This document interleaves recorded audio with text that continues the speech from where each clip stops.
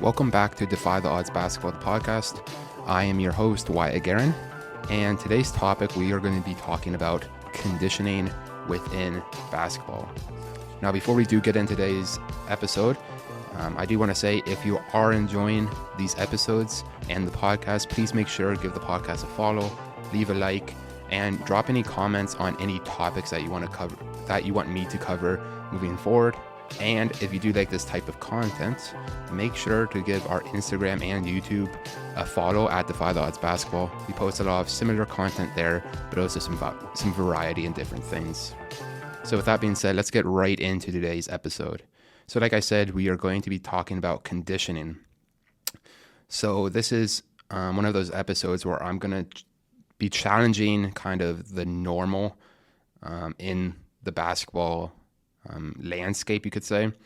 So when we think about conditioning, you normally think about suicides, like 17s, or like up, like just down and backs, stuff like that. Now, these traditional conditioning drills honestly kind of suck for both the coach and player.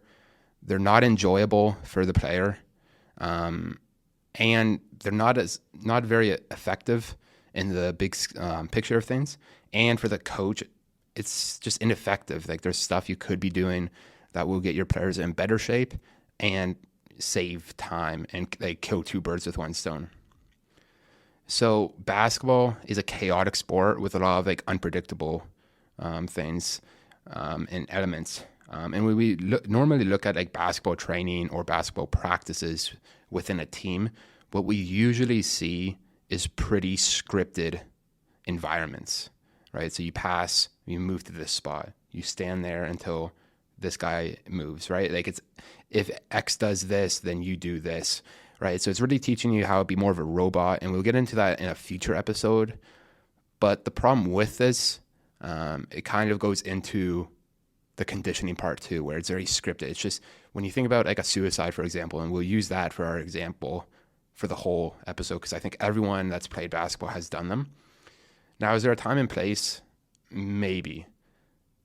Can it still be used as like a supplemental exercise? Sure. Should it make up most of your conditioning? No.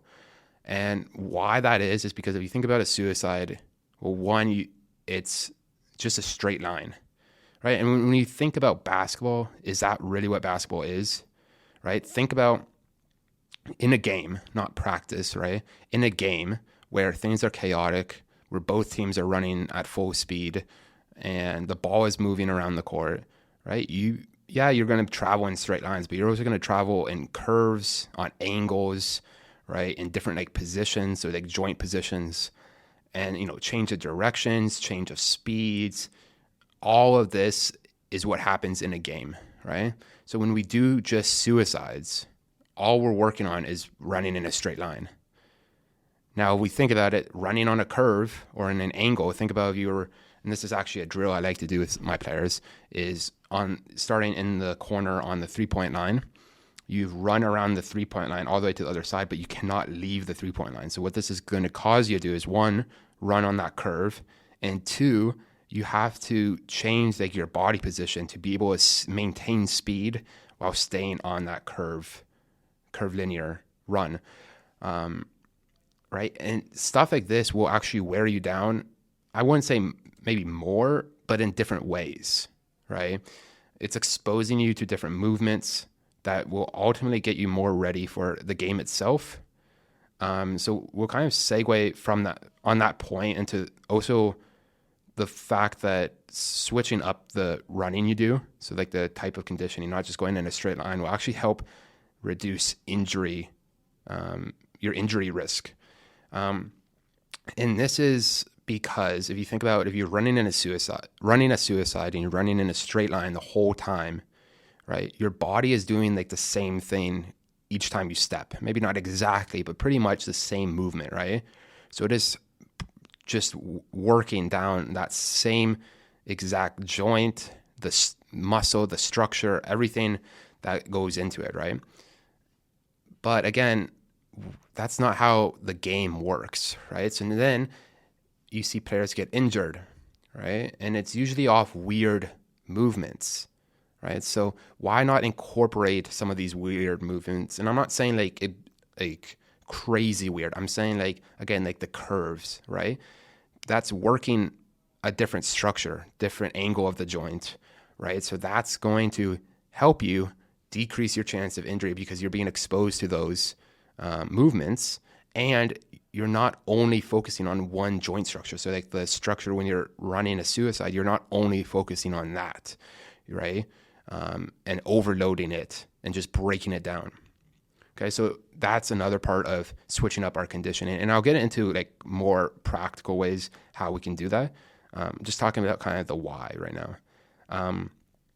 So the other part with traditional conditioning is when we think about it, when we're training, we are training for basketball. We are training to be a good basketball player, not a marathon runner. Now, again, is it good to be able to run a marathon? Sure. Like, right? Like that's like saying on a math test, is it good to be able to, have the equations memorized, even though you're given the equation sheet or whatever, right? Right? That is still going to help you, but when that is all we focus on, we're missing out on a lot of key variables, elements, right?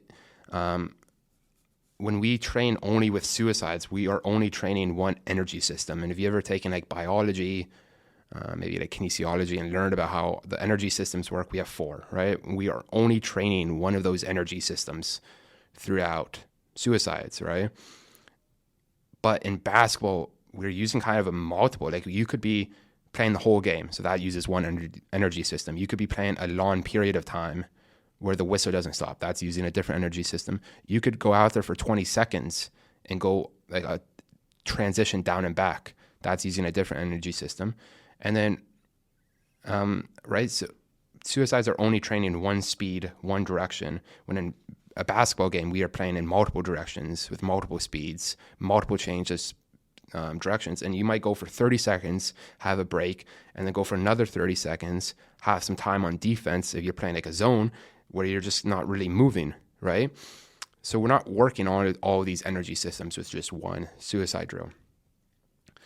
So now I kind of want to talk about how we can get more efficient, right? So when we do suicides, you could be asking me, well, why? Like, how is suicide drills not as efficient as, running around the 3-point line? Now, again, because one for that is because, again, we're working different things. So if you're working different things, I would say that's efficient because you're exposing the athlete to multiple things. But when you're only running suicides, you take up like 30 minutes of just doing suicides.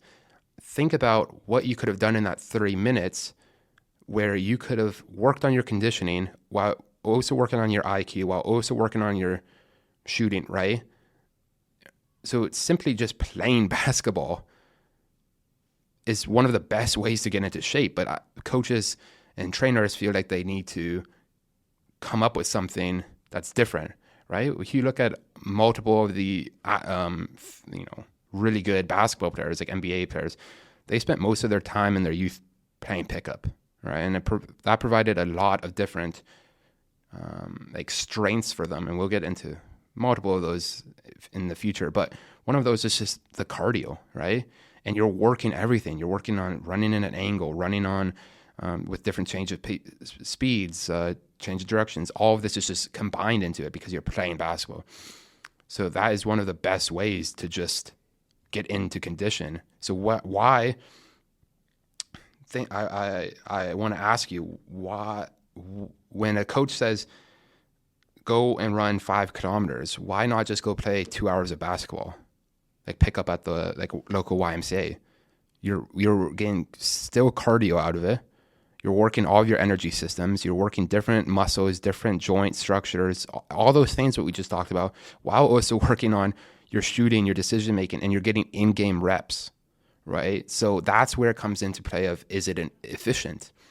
And it doesn't just have to be games, right? It could be transition drills, right? It could be, for example, one of the warm-ups we do in the summer for my summer training athletes is tag. We play tag, like whatever happened, playing fun games, right?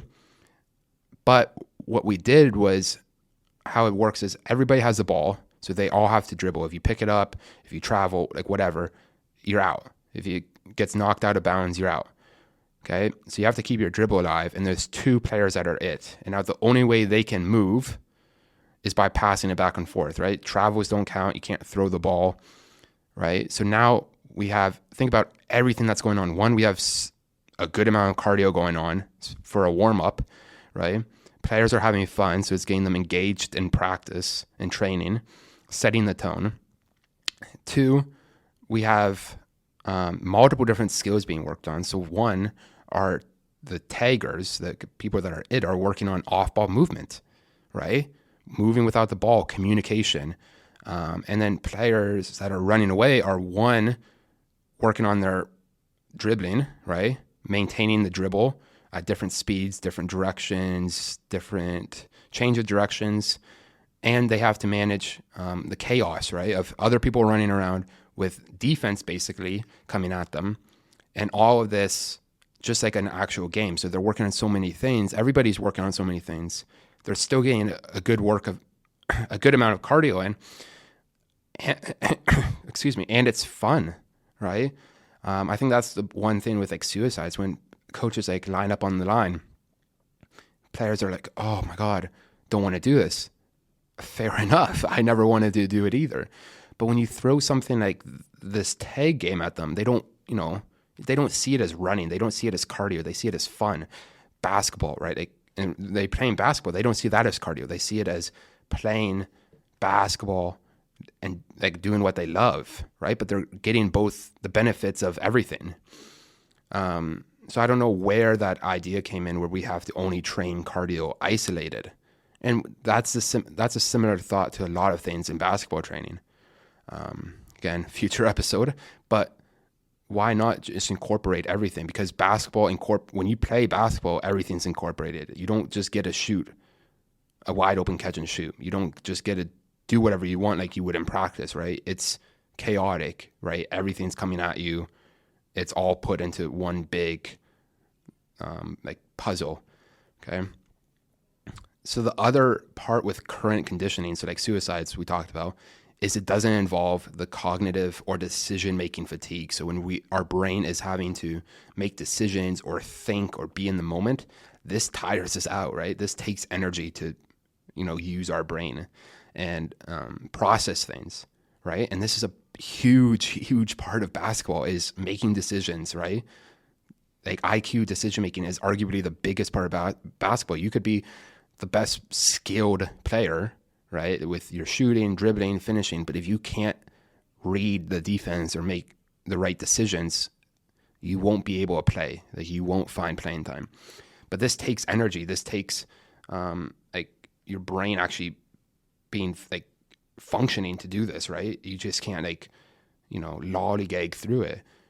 So when we're in a game, this has to be taken into account, right? So again, back to the tag example, this is present, right? They are making decisions, right? They are present in the moment, all right? They have to navigate through the defense, through their fellow opponents.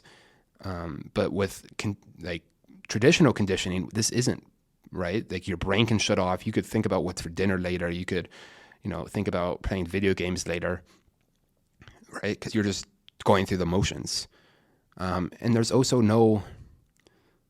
and for the most part, you're just tiring them out to the point where they're not even getting a benefit. They're just going you're just gassing them, and they're just going running up and down the court. No, I mean at full speed, like most coaches want, and not game speed. And game speed, again, change of speeds, change of directions. So I'll kind of leave it there, because I think that was a lot I just threw at you. But I want you to kind of critically think. If you're a coach, think about this, right? And think about what you can do to make your practices more efficient and your training more efficient. So your player development for your players more efficient. And for players, I want you to think about how you can start improving your conditioning. So instead of just going to the YMCA at 7 a.m. and just running down and backs, think about how and what you can do to work on this in a better way. So again, some simple practical ways.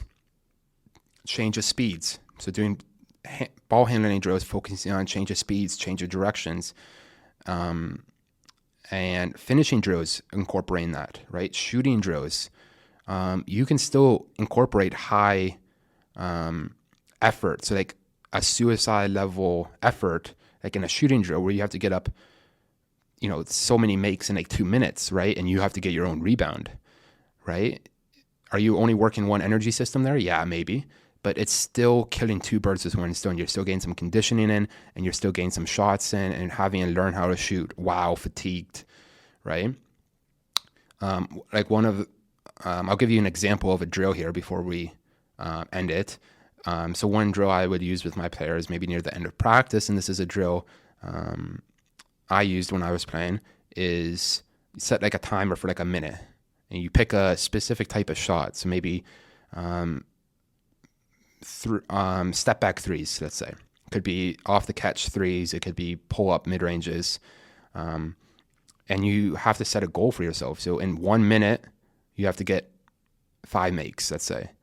But you have to get your own rebound. So you only have a minute. Think about how fast you have to go, get that rebound, get out to your shot, and be able, be composed under that exhaustion. Like you're going to start huffing and puffing, especially if you do it a couple of times. Like if you do it like 3 times, and every time you're trying to beat your goal, right, you're going to get tired. So now you have to be able to play through that, right? But that's not, again, usually with suicides, they might do like 2 of them here, go take a break, 2 of them here, go take a break, and then like 5 at the end. But at no point are you actually working on any skill while being tired, right? That is a skill, being able to perform while being tired, especially at the end of the game, right? Your legs are tired. Okay, well, now you have to add more power to your shot. So what are you going to do? How are you going to do that? So just to recap,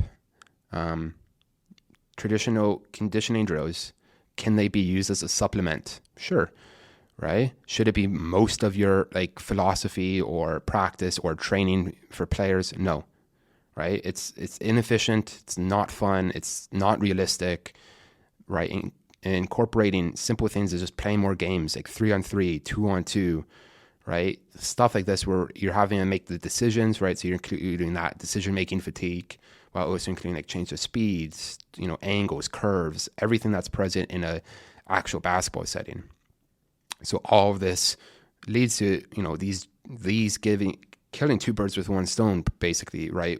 You're getting your conditioning in, but you're also working on other skills, right? So it's more efficient practice for both the coach and the player. The coach is getting more out of their practice.